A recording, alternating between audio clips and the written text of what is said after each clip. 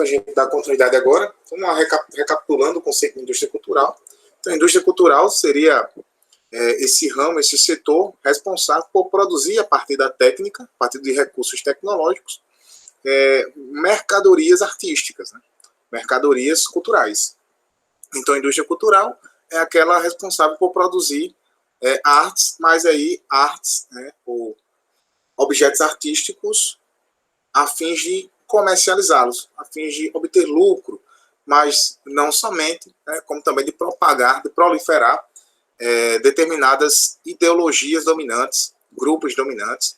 Quando a gente pensa em ideologias de grupos dominantes, nós pensamos no conjunto de crenças, né, que legitimam, que fundamentam, que incentivam determinadas ações a partir dessas mais diversificadas opiniões e hábitos comportamentais desses grupos. Então, nós temos aí culturas hegemônicas, grupos hegemônicos, que têm muito capital cultural, que estão por trás da indústria cultural, fomentando o consumo de determinados produtos que tendem a alienar.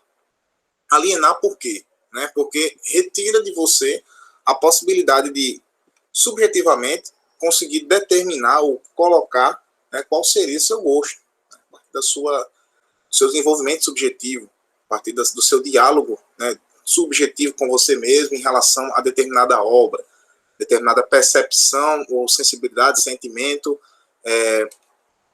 trazido pelo contato com determinada obra. Então, eles retiram essa possibilidade de você poder, né, formar os seus juízos de gosto, porque eles impõem um juízo de gosto, um padrão de gosto.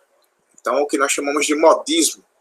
E o interessante, para a gente sair dessa parte aqui de indústria cultural, é que nós tendemos a pensar no conceito de indústria cultural, e um exemplo da música, né?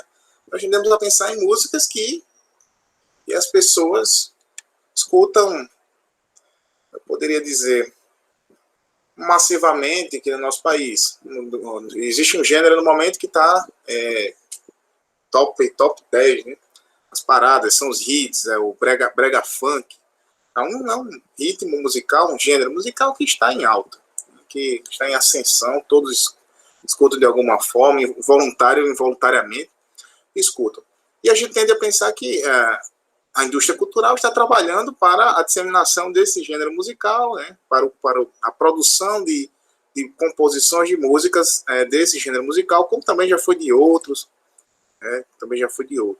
Mas não se trata só disso, né, já adianto para vocês. Vou dar um exemplo de um gênero musical um pouco distante, né, dessa realidade mais midiática, que é o rock, né, em especial o heavy metal.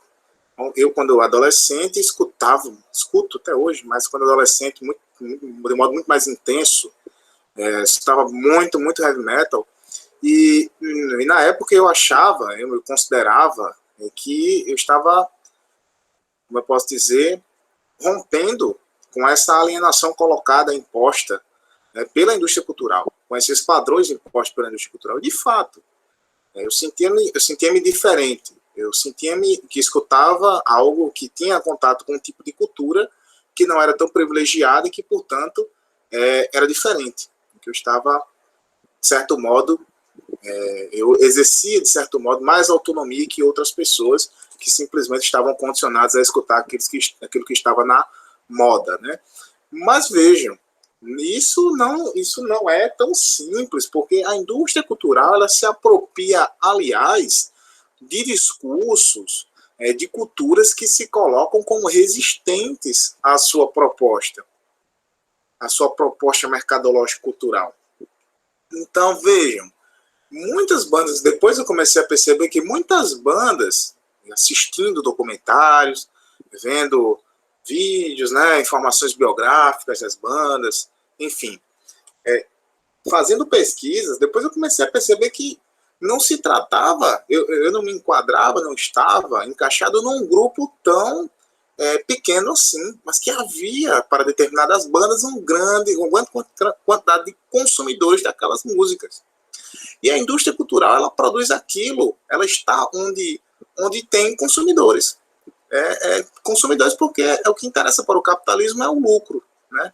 Então, onde tem lucro, onde há possibilidade de lucro, né, onde é rentável, onde há a possibilidade de gerar riqueza, o capitalismo se insere. E no caso da indústria cultural, ela está também nesses meios aparentemente não privilegiados, esses meios aparentemente diversos, diferentes, e que às vezes, por vezes, até parece como sinônimo de resistência à cultura de massa. Não, eles também, esses gêneros mais distantes também, menos ouvidos em determinados países que em outros, eles também estão inseridos aí.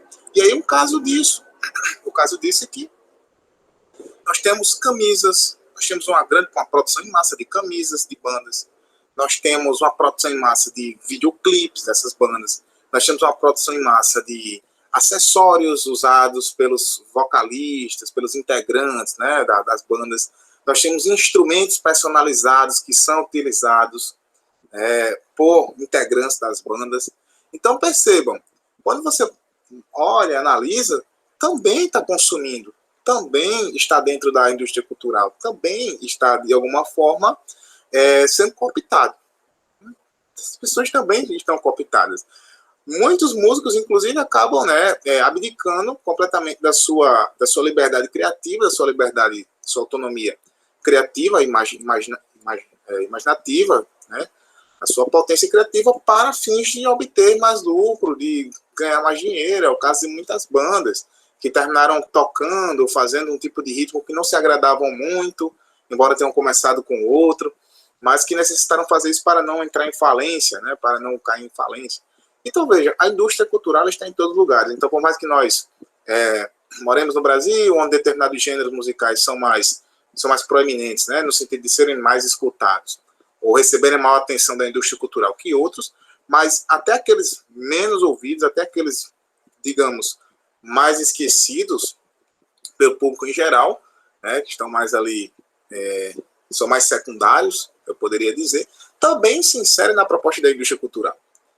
Então, existem, né, padrões de roupas em que essas pessoas usam de acordo com aquele tipo de cultura, de personalidade artística, tudo isso moldando, retirando de você a possibilidade de ser você mesmo. A ideia é essa. Então, retirar a possibilidade de alguém, de você exercer autonomia sobre o seu próprio gosto, né, sobre o que é. Então, tem muitas pessoas que se acham muito autênticas, né, porque usam indumentárias, acessórios, mas se você conhece bem de onde aquela pessoa retirou aquelas referências culturais, você percebe que não existe só ela que usa aquele tipo de indumentária e acessório, mas muitos outros grupos como ela também usam, né, aquelas indumentárias e acessórios, e aquelas indumentárias e acessórios são fabricados consoante aquele determinado padrão e gênero musical. Então, é muito complicado. Você pergunta, professor, como sair, né? Como não? É muito difícil, né? A indústria cultural, a cultura de massa, aliás, ela se apropria daquilo que é contrário a ela mesma. Ela se apropria. Ela vende até o discurso contrário a ela mesma. Ela vende até os discursos de resistência que tende a resistir contra ela. Tá? Quem assiste aqui série, conhece uma série chamada Black Mirror? Já ouviu falar? Black Mirror? Tem um episódio da série Black Mirror que, em especial, claro que os episódios de Black Mirror são uma chuva de tópicos filosóficos, uma tempestade de tópicos filosóficos, sociológicos, psicológicos, psicanalíticos, políticos, enfim, é uma série riquíssima em conteúdo. Mas, em especial, eu não me recordo bem agora o nome, né? Mas deixa eu fazer uma pesquisa aqui. Eu não sei se é 1 milhão de méritos. Deixa eu ver aqui. Rapidinho.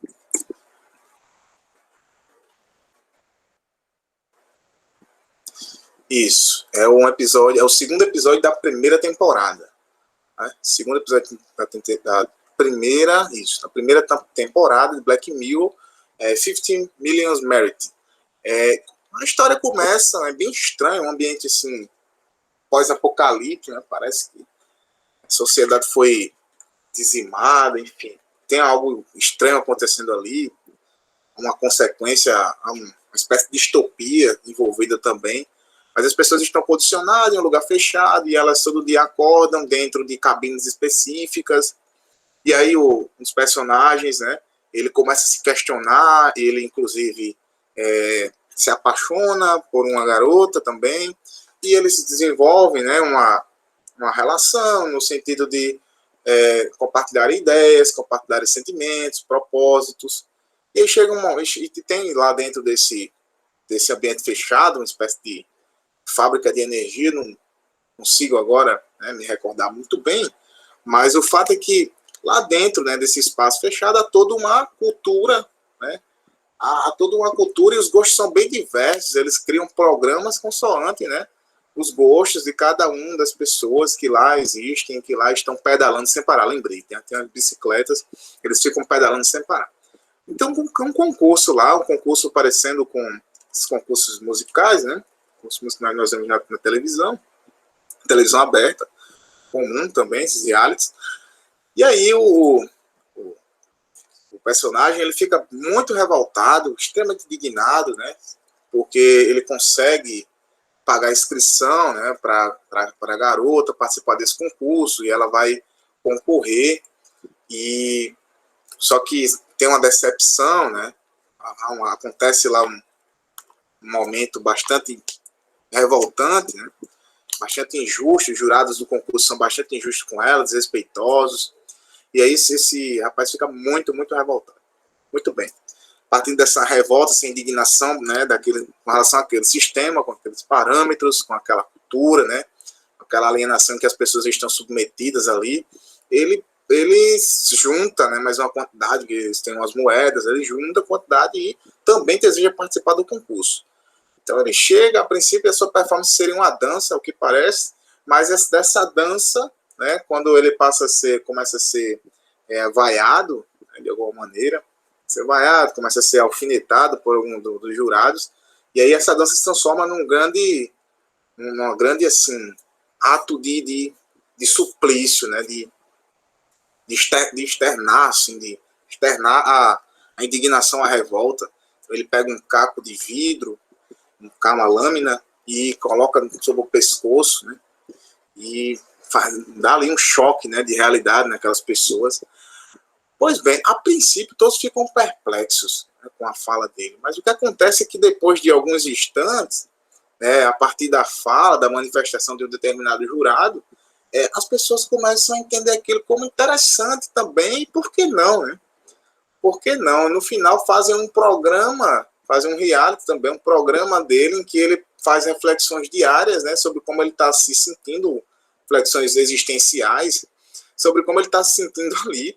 Ele acaba passando no nível, né, social, dando para ele alguns benefícios, e ele acaba sendo um funcionário do programa, dos programas também dos realities que são produzidos ali no episódio da série. Mas o que chama a atenção é como a indústria cultural ela consegue transformar mesmo aquilo que parece uma ameaça a ela a seu favor, né, em algo, em um produto rentável, em um produto também passivo de ser consumido. Então, é muito interessante. Eu sugiro que vocês assistam e vejam como é sofisticado as ferramentas utilizadas pela indústria cultural. A indústria cultural não brinca. Ela não brinca em serviço.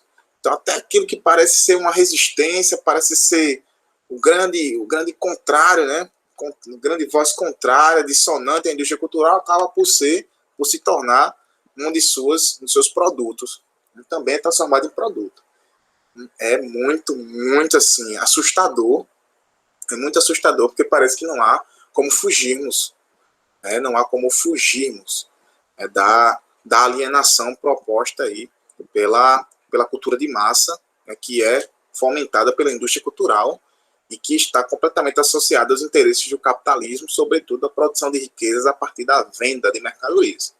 Aí quando a gente fala de arte, produtora de cultura, né, de uma cultura, de uma forma de ver o mundo, de uma forma de viver, de uma forma de pensar, né, de como perceber a realidade. Então, as pessoas estão condicionadas, as pessoas não estão percebendo, não têm contato com o mundo, com a realidade de maneira direta, porque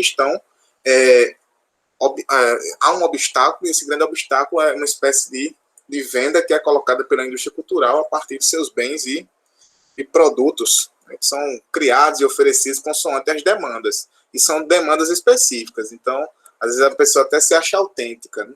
Ah, eu sou bastante autêntico, mas será que é só você que se veste assim? Que tipo que tipo de marca, né? Qual o interesse dessa marca? Um exemplo muito engraçado são as calças rasgadas, né? Que a priori era um símbolo de resistência ao consumismo, e que depois foi completamente transformado em um artigo de é uma roupa, né? Um artigo de luxo. Então, as calças, dependendo do detalhe, dependendo do tipo de eu posso dizer, né? Enfim, o local ali, dependendo de onde está o rasgão ali da calça, né, aí se torna mais cara a roupa. É bem interessante, eu acho muito interessante. Eu fico pensando até que ponto, né? Então, isso também, corte de cabelo, né? Os tipos de corte de cabelo moicano, né? Que é um cabelo que tem um tipo de corte de cabelo que tem uma origem cultural indígena, né? Aí sim, origem cultural indígena, mas que também foi apropriado, sofreu uma apropriação por parte de uma subcultura chamada cultura punk, né? Os punks, como subcultura, utilizaram o cabelo moicano como sinal de resistência à cultura de massa, ao consumismo, né? Mas aí você vê que, posteriormente, o cabelo moicano ele se torna também uma tendência da moda, né? Em que grandes artistas, grandes participantes de reality usam o cabelo moicano. Isso mostrando que a indústria cultural ela transforma em mercadoria tudo que ela bem entender, né? Que pode ser consumido pelas pessoas. Então, ele não tem nenhum tipo de remorso em transformar todo sinal, todo símbolo de resistência em produto, em mercadoria, tá? E isso e formar opiniões, né? Formar uma consciência a partir disso nas pessoas, alimentar ainda mais a sua hegemonia. E é isso, né? Então, vocês compreenderam? Ficou claro nesse sentido? A questão da indústria cultural. É um tópico bem pertinente, né? Muito pertinente, muito atual. Bom, como último pensador, eu vou ser bem mais breve em Habermas, tá? Vou explicar apenas um conceito, que, embora Habermas seja um filósofo grandiosíssimo, né? Continua entre nós, ainda está vivo. Habermas, né? Está aí. Ele nasceu, né, em 1929, continua ainda em atividade. Então, o que acontece? O Habermas, Jürgen Habermas, é um filósofo alemão também, é considerado um dos últimos aí, pensadores da Escola de Frankfurt, e o fato é que Habermas rompe com a teoria crítica porque Habermas, né, ele considera o conceito de razão instrumental, perdão, considera o conceito de razão instrumental tá, como interessante, como importante, como algo que ainda pode ser melhor desenvolvido, não devemos abandonar aquela perspectiva da razão iluminista, não. Então ele afirma que em todo diálogo existe um potencial crítico capaz de reduzir a instrumentalização da razão. Então, em todo diálogo, em toda possibilidade de fala, em toda possibilidade de contato intersubjetivo, há um potencial crítico. Então, não seria o caso para Habermas de sobrepor a razão instrumental, sobrepor a razão crítica à razão instrumental. Não. Como propor Adorno e Horkheim. Mas Habermas acredita que mesmo na razão instrumental, essa razão iluminista, né, que tem premissas, pontos do iluminismo, ela precisa ainda, ou tem ainda algo a nos fornecer de positivo, se queremos aí resolver os dilemas que nos circundam nesse mundo contemporâneo ocidental. Então, o que Habermas investiga? Tá? Ele investiga a forma, né, de compreender os atos comunicativos em todas as suas dimensões. E a teoria que vai versar sobre essa matéria, será a teoria do agir comunicativo. Então, ele vai compreender como esse discurso mesmo produzido pela razão instrumental, ainda possui a parcela de crítica, como esse discurso produzido a partir da razão instrumental ainda pode ser crítico, e aí ele vai mostrar para nós isso a partir da teoria do agir comunicativo, como é que ele se demonstra ainda mesmo por meio da razão instrumental um discurso crítico, potencialmente crítico, né, capaz de reduzir, né, a instrumentalização da razão. Então, como é que Habermas colocou isso? Né? Vamos pensar um pouquinho sobre isso rapidamente. Então, a teoria ela tem por base, tá, que toda ação comunicativa dentro da linguagem ordinária cotidiana, tá, cotidiana comum, possui um potencial crítico, já que está inserido em uma ação que exige a compreensibilidade, perdão, intersubjetiva. Então, como assim?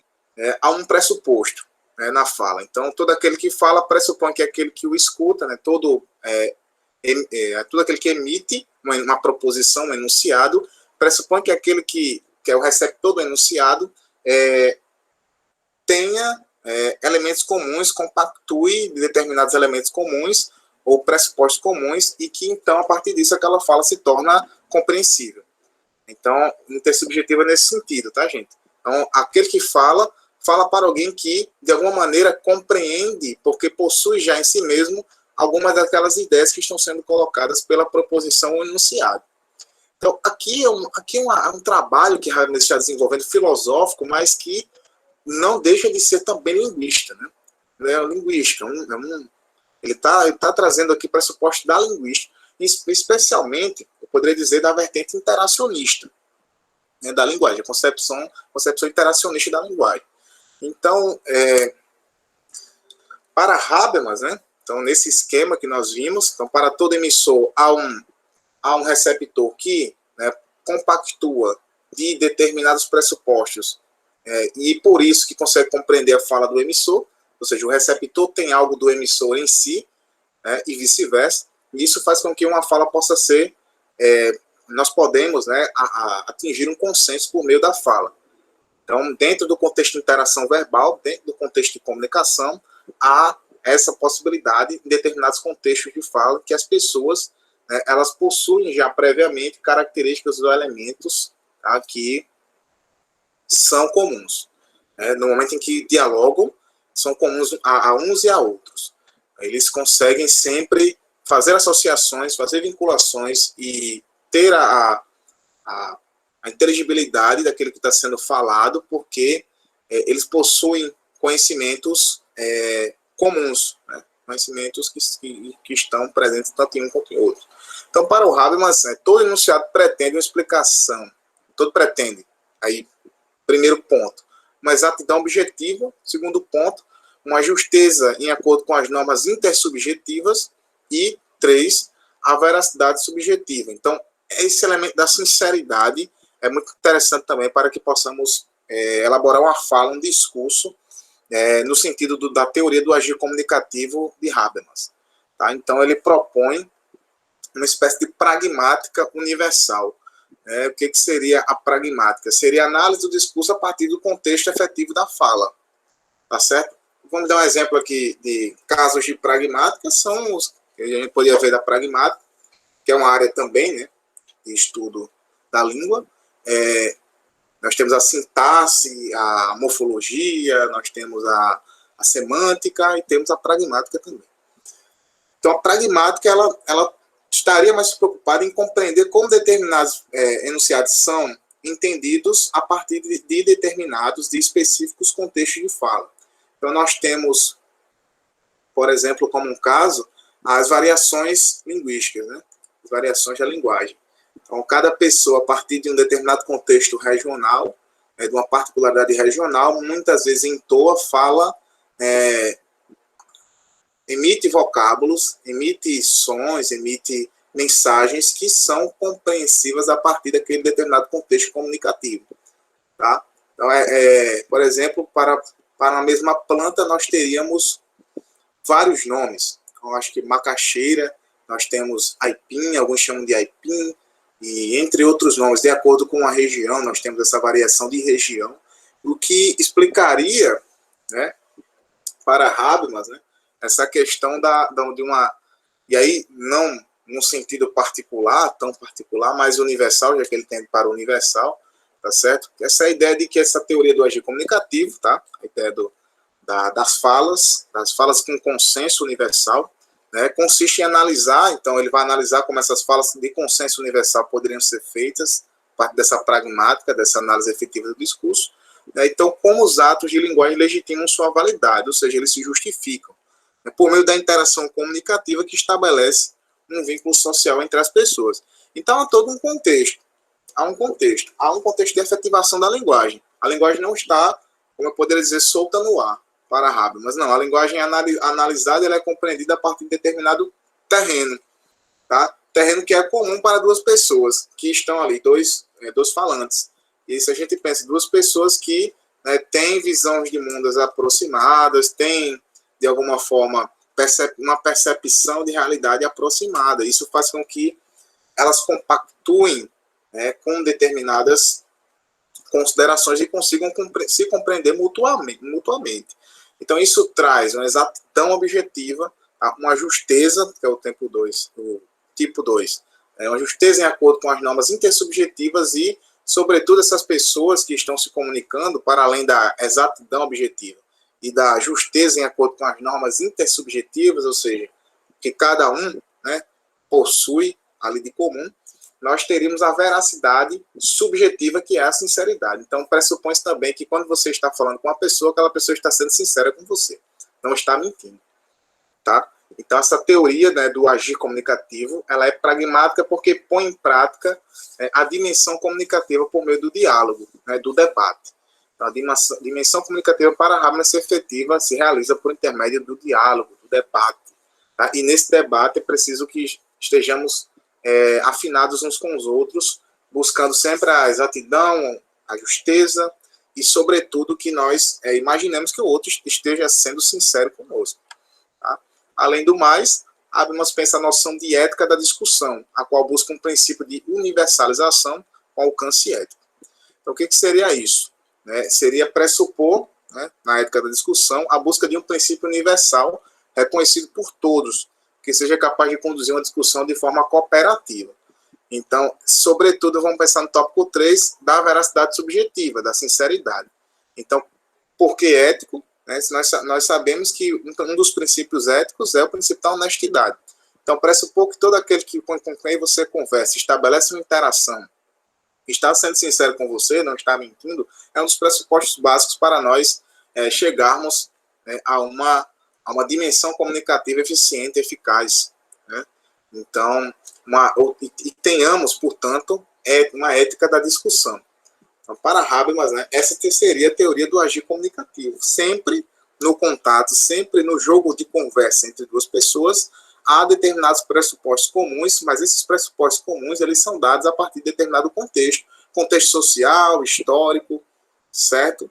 Cultural, e a partir disso as pessoas conseguem se compreender porque têm pressupostos comuns, porque carregam raízes, carregam princípios, carregam ideias comuns.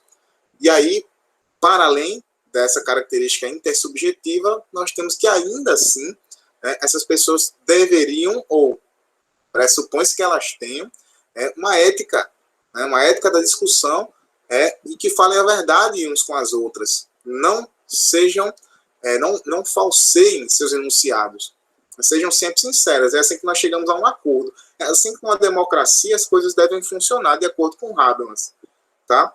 Então, há uma teoria do agir comunicativo e há também uma ética dessa discussão propiciada pelo agir comunicativo, que se dá pelo agir comunicativo. Essa ética da discussão, ela seria esse pressuposto básico de que falamos a verdade para pessoas que também estão dispostas a falar a verdade. Porque ética no sentido de um princípio ético que está em vigor, está em evidência, que é o da honestidade, e ele precisa ser obedecido. Certo, gente? Muito bem. Dúvidas sobre isso? Olha, essas considerações, de Habermas, é justamente para mostrar que mesmo essa razão tida como instrumental, para resumir aqui para vocês, mesmo essa razão tida como instrumental, e aí que os Adorno e Horkheim criticam, dizendo que ela seria inferior à razão crítica, eles priorizam a razão crítica. Mesmo essa razão instrumental, Habermas mostra que quando ela está sendo utilizada, tá, ela pode reduzir a sua própria instrumentalização. Então, ela pode servir para além de instrumento de dominação. Ela pode servir para criar formas, de interação em que se promova um diálogo público aberto e que traga soluções efetivas para problemas sociais, para que as pessoas possam se relacionar de uma melhor maneira. Então, por mais que a razão seja tida como instrumental, mas é nessa própria razão instrumental que pode se dar um agir um agir comunicativo eficaz, né, disposto a resolver questões. Basta que as pessoas, ao final, além das características linguísticas que a gente apontou aqui, consigam, eu tenho ainda uma ética da discussão, que Habermas chama de esse consenso de que os dois estão falando a verdade. Então, sejamos éticos uns com os outros nesse sentido, né, tanto emissor como receptor, vice-versa. Estão no processo de interação. Então, mesmo razão instrumental para Habermas, ela é a que se coloca, né, em oposição à perspectiva totalmente instrumentalista que foi vista, né, por alguns e que é utilizada, aliás, pela indústria cultural, por entre outros segmentos da sociedade. Bom, não sei se ficou claro. Se vocês quiserem fazer perguntas, sintam-se livres. A nossa aula, ela terminaria aqui, tá? Esse é o último ponto. Como eu falei, são pensadores, são autores de uma magnitude imensurável.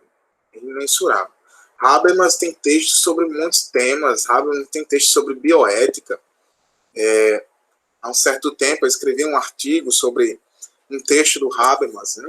São conferências, um livro do Habermas chamado O Futuro da Natureza Humana, em que Habermas se preocupa com a questão da eugenia liberal,